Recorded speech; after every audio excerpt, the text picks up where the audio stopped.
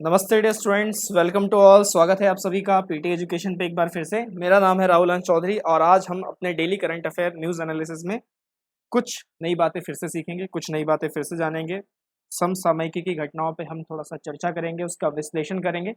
देखते हैं आज का जो टॉपिक है क्या है। आज का जो टॉपिक है वो है अनएम्प्लॉयमेंट इन इंडिया। देखिए, कोविड का सेकेंड वेव है, दोबारा लॉकडाउन लगे, लोकलाइज्ड लॉकडाउन पॉलिसीज दोबारा गवर्नमेंट ने अपनाई। पिछले साल तो बहुत ही सीवियर था, तो ऐसा नहीं है कि हम इस फेज में पहली बार इसमें आ रहे हैं, हमने इसे दूसरी बार फेस किया है।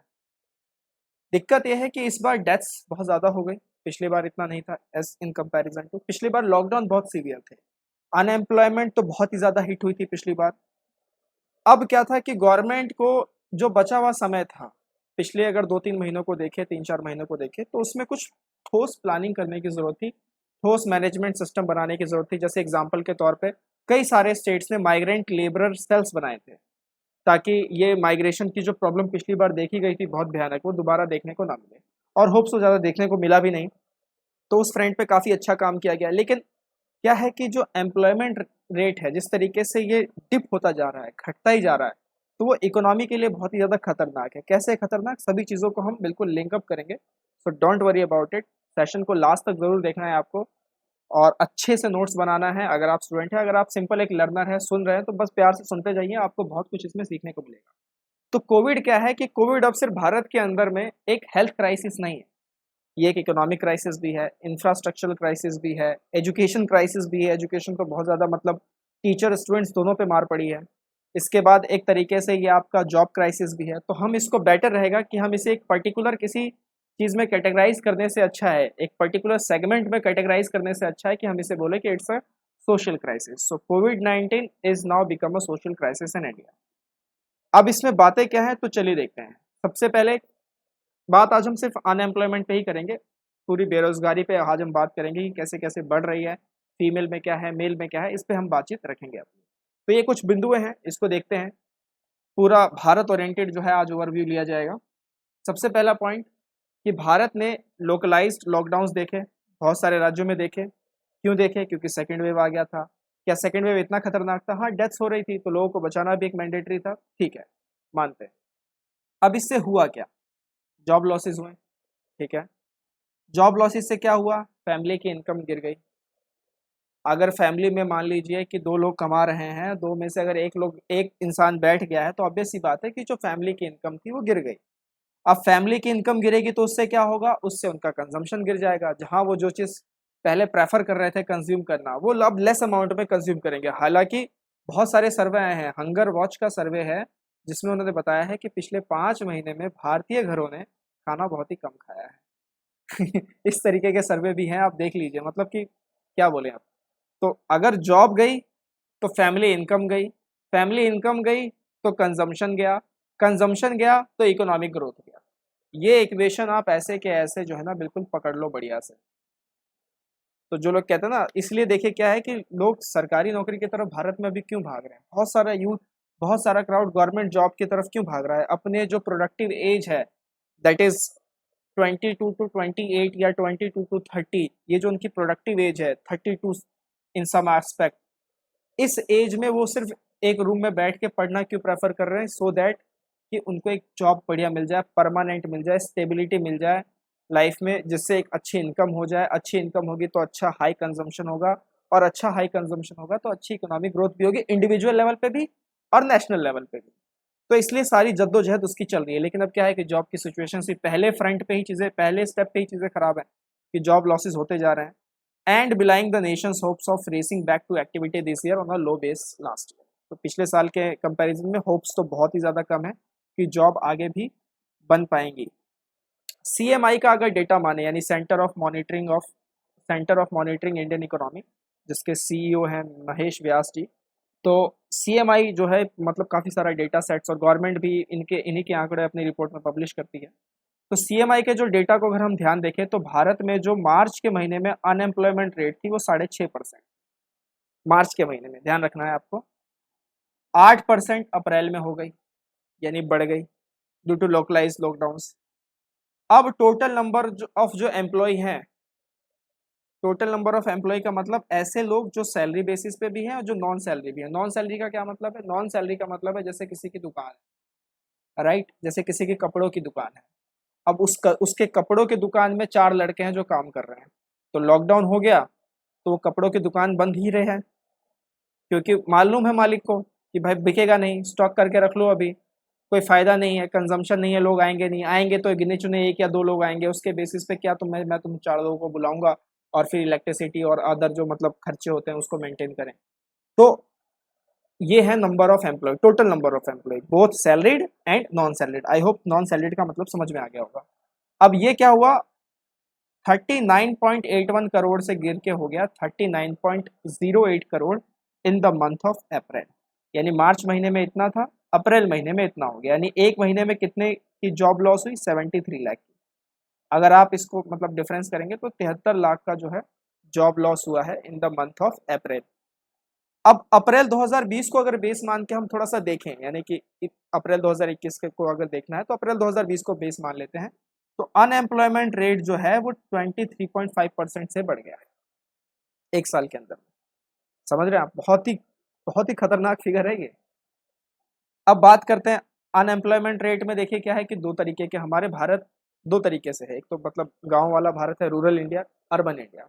अभी भी भारत में गांव ज़्यादा है, गांव के क्षेत्र ज़्यादा हैं as compare to urban areas.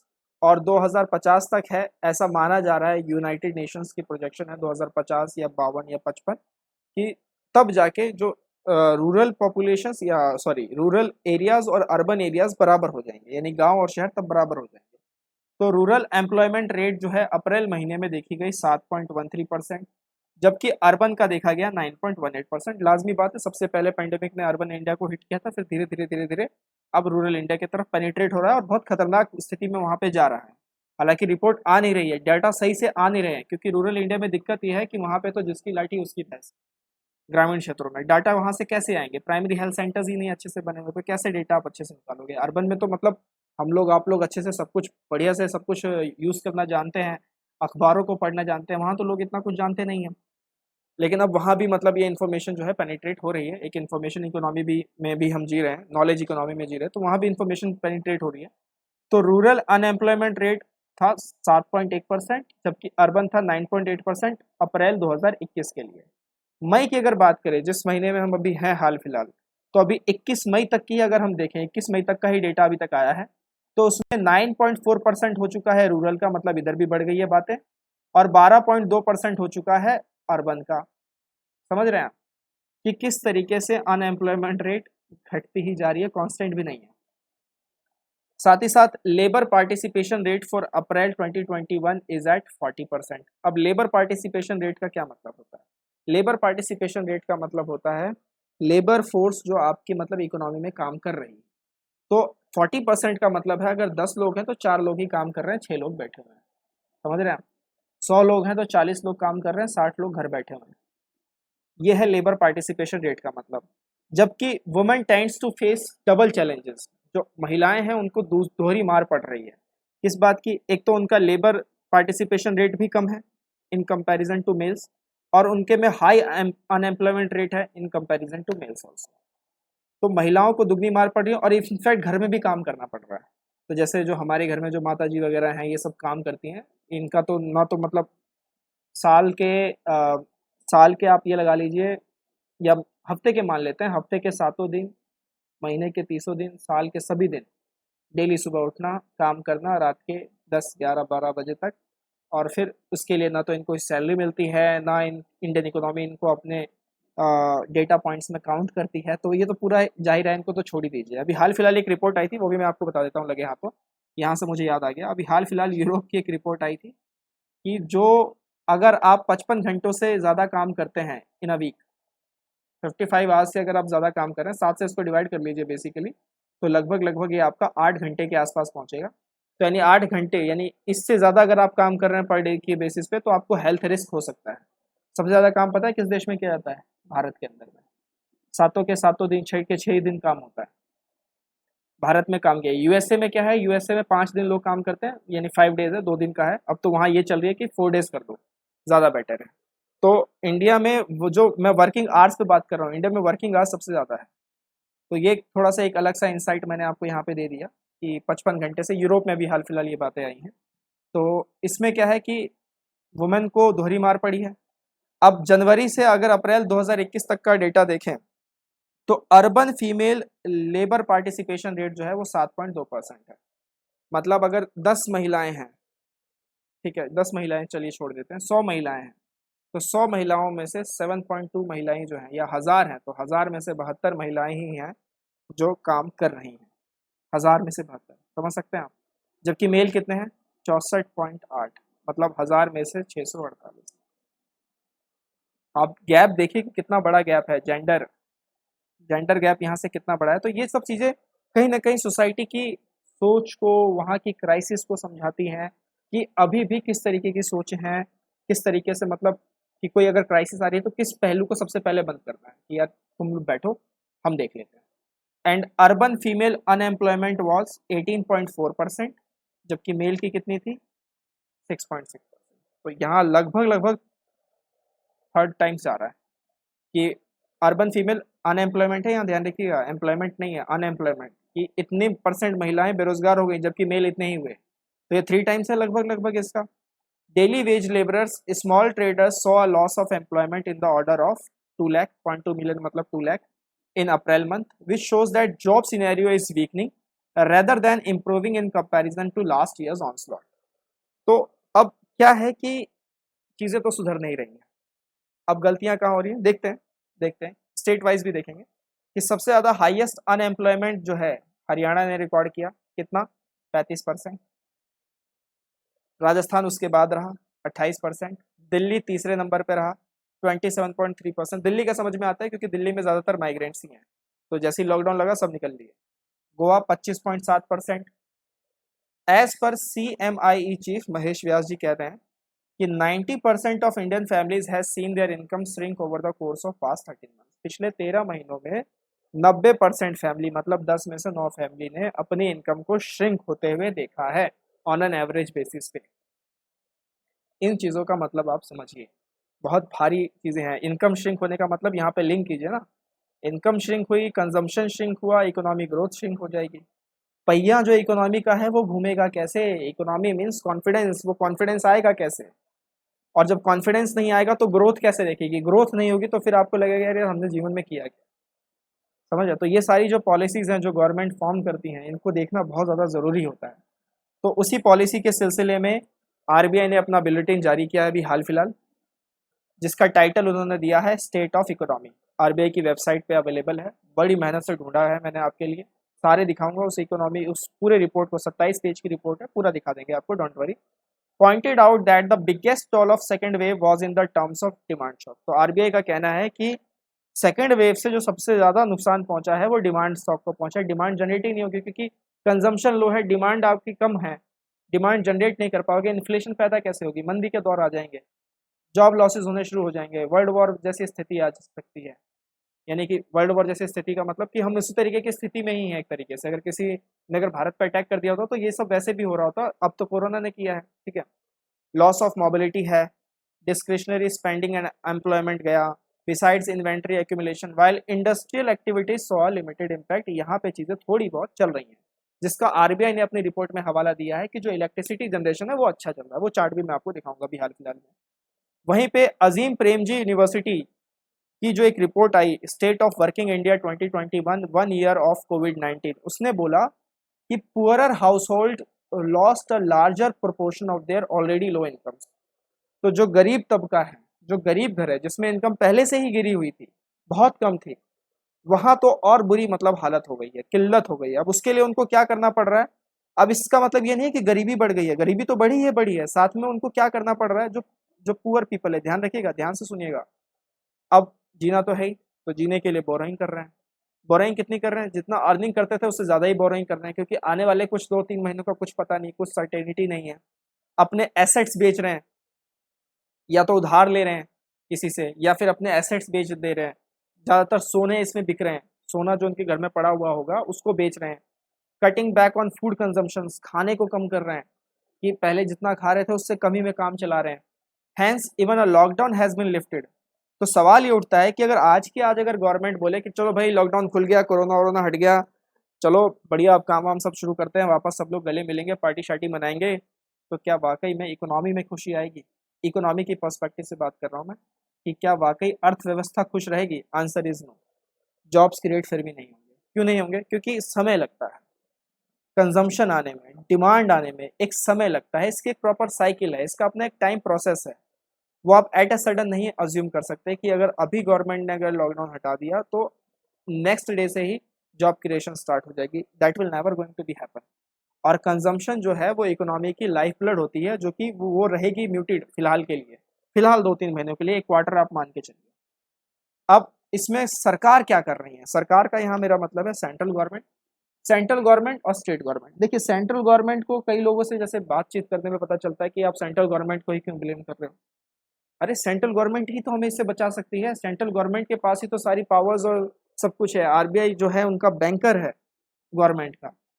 और कई सारे मतलब अब आर्टिकल्स ऐसे आने लगे हैं जिसमें बोला जा रहा है कि क्यों नहीं आरबीआई रिजर्व्स को यूज कर लिया जाता for managing the covid second wave impact in India. तो इस तरीके के सजेशंस अब आ रहे हैं। तो सेंट्रल गवर्नमेंट प्लस में स्टेट गवर्नमेंट भी बहुत हद तक इसमें जिम्मेदार है, लेकिन उनका अपना एक बचाव पक्ष किया जाता है कि भाई तुमने हमें जीएसटी में भी बुला लिया, ठीक है, उसका कंपनसेशन सेस भी नहीं दे रहे हो ढंग से, तो अब हम क्या करें? हमारे हाथ पांव तो तुमने पूरी तरीके से बांध दिए। उनका अपना एक मतलब पर्सपेक्टिव है, उनका अपना जो एक दावा है वो करते रहते हैं अपने बचाव के लिए, क्योंकि देखिए जाहिर सी बात है, इल्ज़ाम तो कोई लेना चाहेगा नहीं। Nobody want to be accountable for their mistakes. कोई नहीं चाहता। अकाउंटेबिलिटी बहुत ही बड़ा शब्द है और कोई नहीं चाहता इस चीज़ को। तो central government has announced that it will distribute 5 kg of rice wheat for free to ration card holders across the country. Individual states ने भी ये काम कर दिया, जैसे बिहार ने कर दिया ऐसी घोषणा, केरला ने कर दिया, कर्नाटका ने कर दिया, तमिलनाडु ने कर दिया। इवन कर्नाटका ने तो 1250 करोड़ का जो है एक रिलीफ फंड भी जारी किया है। यूपी में किया गया है कुछ इस तरीके के अनाउंसमेंट। अब इस तरीके के अनाउंसमेंट से आप क्या समझते हैं? This is a one time dole. This is a one time dole, यानी आप कह सकते हैं कि ये एक डोल आउट सिस्टम है। और मजे की बात मैं आपको बताऊं, मजे की बात यह है 2014 में जब गवर्नमेंट लाई गई थी, जो सरकार लाई गई थी लोकसभा के अंदर, वो डोल आउट सिस्टम का विरोध करके ही आई थी। और अब देखिए वापस किस्मत कि किस तरीके से वापस उसी पैटर्न पे आ गए हैं कि डोल आउट सिस्टम करना ही पड़ रहा है, इसके बिना कोई चारा ही नहीं। हम कैसे मैनेज करेंगे? तो ये था सारा मतलब एम्प्लॉयमेंट को लेके, अच्छे से देख लीजिएगा। कुछ चार्ट्स पे बात कर लेते हैं, जैसे कि ये चार्ट है, जैसे मैंने आपको बताया। अप्रैल का महीना देखिए, अप्रैल 2021। इसमें नीला कलर क्या इंडिकेट कर रहा है? लेबर पार्टिसिपेशन रेट, जो कि लगभग लगभग कितना है? 40%, जो मैंने आपको बता दिया है। एम्प्लॉयमेंट रेट कितना है? लगभग लगभग 37% मान लेते हैं। और अनएम्प्लॉयमेंट रेट कितना है? तो 17%। अब यहाँ पे अनएम्प्लॉयमेंट का आप ग्राफ देखिए, पैटर्न देखिए, ठीक है, कांस्टेंट ही चल रहा है लगभग, और एक सडन यहाँ पे हाइक होता है। जैसे मैंने आपको बताया ना, पिछले साल जो लॉकडाउन लगा था बहुत ही सीवियर था, और यहाँ पर एक हल्का सा राइज आपको यहाँ दोबारा दिखेगा, ठीक। और उसके बाद फिर ये कांस्टेंट ही हो गया है अनएम्प्लॉयमेंट के मामले में, लेकिन सुधर नहीं रहा है। जो स्थिति अप्रैल 2019 में थी वही स्थिति अप्रैल 2021 में भी बरकरार है। तो इस फ्रंट पे कोई भी काम नहीं की गई है, इस फ्रंट पे कोई भी पॉलिसी मेकिंग नहीं की गई है, सरकारों का ध्यान नहीं गया है, मेन स्ट्रीम मीडिया में इस तरीके की कोई बातें ही नहीं है। ये चार्ट हमें सारी चीज़ें बताता है। गोल्ड इम्पोर्ट्स देख लीजिए, जैसे कि मैंने कहा कि जो लोग हैं अपने घरों का सोना बेच बेच कर अपना जो है काम चला रहे हैं, राइट। उसमें आप देख लीजिए कि कितने इम्पोर्ट किए गए हैं, गोल्ड प्राइस क्या है टन्स में। ये सारा है वैल्यू के टर्म्स में है, ये वॉल्यूम वाइज है, ठीक है। ये चार्ट भी थोड़ा बहुत काम का ही है। देखिए अब बहुत ज़्यादा हाई है, यहाँ देखिए वैल्यू के टर्म्स में भी देखिए, वॉल्यूम के टर्म्स में देखिए, दोनों में हाई है। जैन को अगर देखें, जैन 2021 को। अब न्यू केसेस ऑफ कोविड-19, ये सारा उस रिपोर्ट में है, आरबीआई की रिपोर्ट से सारे चार्ट्स में आपके लिए निकाल के लेके आया हूँ। तो आप यहाँ देख सकते हैं 30 अप्रैल 2021 तक इतने नए केस बार यहाँ तक छू रहा है। वैक्सीन यूसेज आप देख लीजिए, डोमेस्टिक और एक्सपोर्ट्स, जनवरी फरवरी में देख रहे हैं आप, एक्सपोर्ट्स ज़्यादा किया गया है, डोमेस्टिक यूसेज कम रखा गया है। सवाल खड़े करता है और सवाल पूछने चाहिए, क्योंकि गवर्नमेंट डेमोक्रेटिक है तो सरकार से सवाल ज़रूर होगा। और उसके बाद जैसे ही मार्च के महीने में स्पाइक हुआ सेकेंड वेव का, तो फिर दोबारा ये बार ऊपर हो गए और ये बार देखिए कितना नीचे हो गया, कितना गैप कम हो गया। इसी चीज़ को अगर स्टार्टिंग से ही थोड़ा ऐसे मेंटेन करके रखते तो ये ग्राफ यहाँ देखना नहीं पड़ता, ये तो फॉर श्योर था। इस टेबल को आप याद रख लीजिएगा जो लोग पेपर देने वाले हैं, बहुत ही अच्छा है। जीडीपी ग्रोथ प्रोजेक्शंस 2021, इसमें इन्होंने एशियन डेवलपमेंट आउटलुक 2021 के फोरकास्ट को लिया है। जैसे यूएस की जो जीडीपी है 6.5% का दिखाया गया है, भारत की जीडीपी को 11% का दिखाया गया है। एक मजे की बात मैं आपको बताऊं, ये भी हाल फिलहाल का आरबीआई का डेटा था। इससे पिछला जो आरबीआई का डेटा 6 नवंबर 2020 को उन्होंने निकाला था, स्टेट ऑफ इकोनॉमी, उसमें उन्होंने सेम यही टेबल लिया और वहां पर उन्होंने एडीबी की जगह वर्ल्ड इकोनॉमिक आउटलुक को ले लिया, उसके प्रोजेक्शंस को लिया था। इस बार उन्होंने एशियन डेवलपमेंट आउटलुक के प्रोजेक्शंस को लिया है। अब आप खुद ही समझिए, मैं इस पर कोई कमेंट नहीं करना चाहूँगा। इसके साथ साथ impact of second wave of covid on economic activity, इसी का हवाला दिया जा रहा है आरबीआई की तरफ से कि इसमें लिमिटेड इम्पैक्ट देखा गया है, ई वे बिल इशुएंस में लिमिटेड इम्पैक्ट देखा गया है। तो इस चीज़ों का जो है लिमिटेड इम्पैक्ट यहाँ पे पड़ा है इकोनॉमिक एक्टिविटीज़ पे। जीएसटी कलेक्शन पे भी बात कर लेते हैं। जीएसटी कलेक्शन लगभग कितनी हुई है, तो आप देख सकते हैं यहाँ से वैल्यू वाइज यहाँ पर है 1,40,000 करोड़ की जीएसटी कलेक्शन हुई है अप्रैल के महीने में, जो कि बहुत अच्छा फिगर है, बहुत अच्छा फिगर है। आप रिसेंट ट्रेंड को देखेंगे तो बहुत ही अच्छा फिगर है। तो अप्रैल 2019 से तो काफ़ी अच्छा यहाँ पे कलेक्शन किया गया है, तो इसके लिए तारीफ करनी पड़ेगी। कुछ और न्यूज़ क्लिप्स आपको दिखा देते हैं। कोविड-19 could become like common cold in future study suggest, मतलब कि ये 10 साल बाद अगर आपको कोविड जैसी कोई लक्षण हुए, अच्छा कोविड हुआ है कोई बात नहीं, ये टैबलेट खा लो, ऐसा होगा, ऐसी स्टडी बताई जा रही है। ठीक है, देखेंगे, वेट करेंगे उस समय का भी। Pandemic hit UPSC aspirant seek one more chance, ये एक बहुत बड़ा क्रिटिकल इशू बन चुका है। यूपीएससी की जो परीक्षा टली, जिनका जो आखिरी अटैम्प्ट था, जिन्होंने पिछले साल दिया, जैसे पिछले साल कई डॉक्टर्स पेपर में बैठे और वो पेपर को क्रैक नहीं कर पाए, उन्होंने भी पिटीशन डाली है सुप्रीम कोर्ट के अंदर में कि हम एज अ हेल्थ वॉरियर हम कोरोना से लड़ रहे थे, उसके उसके इन बिटवीन दैट फेज हमने तैयारी की, हमारी तैयारी उतनी मजबूत नहीं रही, उसका परिणाम हमें मिला, हम पेपर में सक्सीड नहीं हो पाए। तो हमें कम से कम, और जो हम मेंटल ट्रॉमा से गुजरे, जिस तरीके के हम मतलब चीज़ों से गुजरे, जो तरीके का पेन था एक हमारे उसमें, मेंटल कह लीजिए, फिजिकल कह लीजिए, तो वो भी मतलब उसको भी आपको कंसिडर करना पड़ेगा। तो ये बोला गया है कि सुप्रीम कोर्ट से गुहार लगाई गई है कि एक और चांस हमें दिया जाए। पढ़ लीजिएगा इसको। Negative report is not the end of the problem, doctors कह रहे हैं कि अगर आपकी कोविड-19 की रिपोर्ट अगर नेगेटिव आ रही है तो ये प्रॉब्लम का एंड नहीं है, क्योंकि आपकी बॉडी में हो सकता है कि अलग तरीके से कुछ और भी चीज़ें आ सके। तो इसको बहुत अच्छे से वीडियो को पॉज करके इस आर्टिकल को पढ़ लीजिएगा, बहुत ही बढ़िया आर्टिकल है। इसमें उन्होंने हेल्दी डाइट के बारे में बात की है कि हेल्दी डाइट लीजिए बहुत अच्छे तरीके से, avoid eating outside food as it can be difficult for the body to take additional stress in the case they develop food borne gastroenteritis etcetera. तो इसको बहुत अच्छे से पढ़ेगा, बहुत काम का है आपके लिए। China's father of hybrid rice, इनकी मौत हुई, इनका निधन हो चुका है। इनका नाम है युआन लॉन्गपिंग।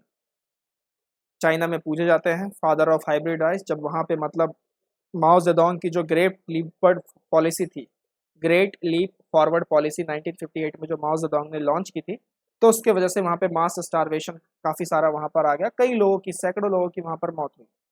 उसको देखते हुए फिर इन्होंने मतलब दिमाग लगाया और वहाँ के प्रोडक्शन को बढ़ाया। तो father of hybrid rice is what, Yuan Longping, China से हैं, ध्यान रखिएगा, इनका भी हाल फिलहाल निधन हुआ है। आइए खुद को एनरोल कीजिए इकोनॉमी के क्रैकर कॉम्बो कोर्स में, जुलाई से फिर से दोबारा शुरू हो रहा है अगला बैच। खुद को एनरोल कीजिए, करके दिखाएंगे कि स्पिरिट रखिए। पीटी के सब्सिडेंट कोर्सेज भी ऑन हैं, आ सकते हैं, आपका मोस्ट वेलकम। करंट अफेयर्स के एनुअल कंपाइलेशन बुक स्टोर पे अवेलेबल है, डाउनलोड कीजिए, पढ़ना शुरू कीजिए। हम इसी तरीके से मिलते रहेंगे, बढ़ते रहेंगे। टिल देन टेक केयर, नमस्ते, जय हिंद।